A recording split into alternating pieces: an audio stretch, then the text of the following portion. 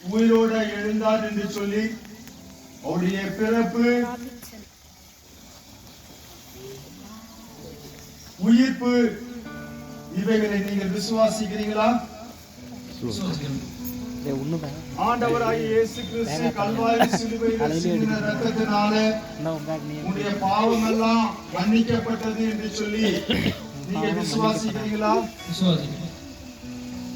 உங்களுடைய கரத்துல கொடுத்திருக்கிறதான இந்த வேதாகமம் தேவ ஆவியினாலே ஏவப்பட்டு தேவ மனுஷர்களால் உங்களுக்காக எழுதப்பட்டது என்று சொல்லி வேதத்தை விசுவாசிக்கிறீங்களா?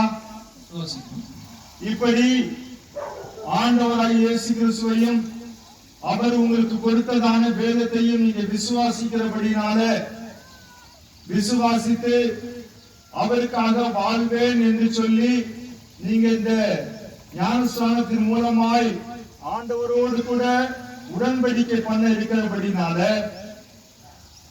குடும்பத்தார் மூலமாகவோ சமுதாயத்தின் மூலமாகவோ அரசாங்கத்தின் மூலமாகவோ ஆண்டவரை விட்டு பிரிக்கும்படியான ஒரு சூழ்நிலை வந்தாலும் ஆண்டவராகிய இயேசு கிறிஸ்துவுக்காக நீங்க உயிருள்ள நாளளவும் நீங்க வைராக்கியமாய் வாழ்வீங்களா? வாழ்வேன்.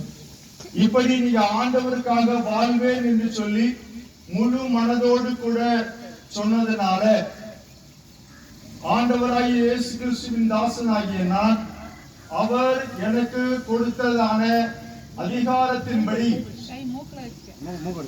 உங்களுக்கு பிதா குமாரன் பரிசுத்த ஆவியின் நாமத்தினாலே ஞானஸ்நானம் கொடுக்கிறேன்.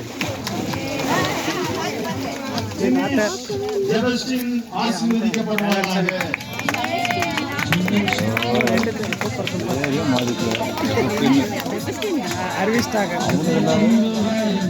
மூணு பேர் சொன்னா தம்பி, மூணு பேர் சொன்னா